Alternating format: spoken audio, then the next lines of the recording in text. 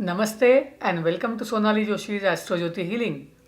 In this video, we are going to see the transits of 4 planets through Gandanta point.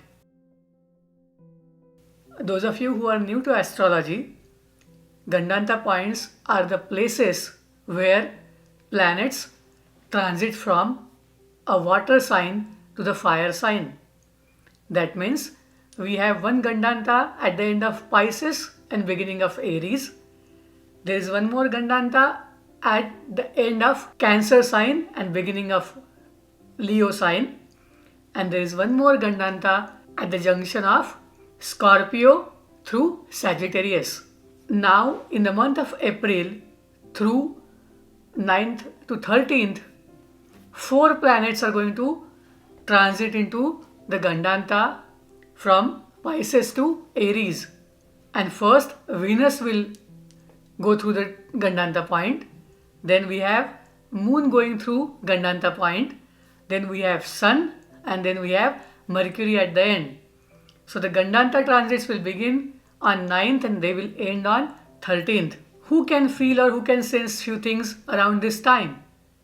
If you have planets at the Gandanta points in your natal horoscope, then you might feel that energy. Typically, if you have points at this Gandanta of the conjunction of Pisces and Aries.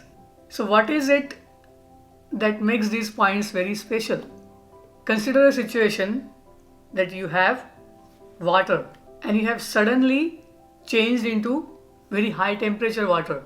It means in between you will see some steam. This is what happens when people have planets at the Gandanta points. There is some restlessness, there is some feeling of I'm less or I'm not enough, and there is some fear about unknown that can rise during this time frame. So what is the remedy for this Gandanta? If you look at the ancient texts, they usually ask, donate a cow with a calf. You can donate small idol made up of gold, or you can do any donation related to what you have faith about. That means this is a point where we are asked not to focus on ourselves, rather we are supposed to look after somebody else, care for someone else. And hence the best remedy during this Gandanta is do not make any last minute changes. For example, you have been investing X amount so far and suddenly these Gandanta days come and you decide to invest multifold amount in the stock. Please don't do that. Do not make any abrupt changes. Whatever you are doing till now, just continue for a week, just hold on to it, and then we will take a look at whether to take any action on those things. If you don't have any planets in your natal horoscope around the Gandanta point, it is very likely that you may not even feel it. Typically, if Sun, Venus, Moon and Mercury are your Rashi Lord or Lagna Lord, it means if you have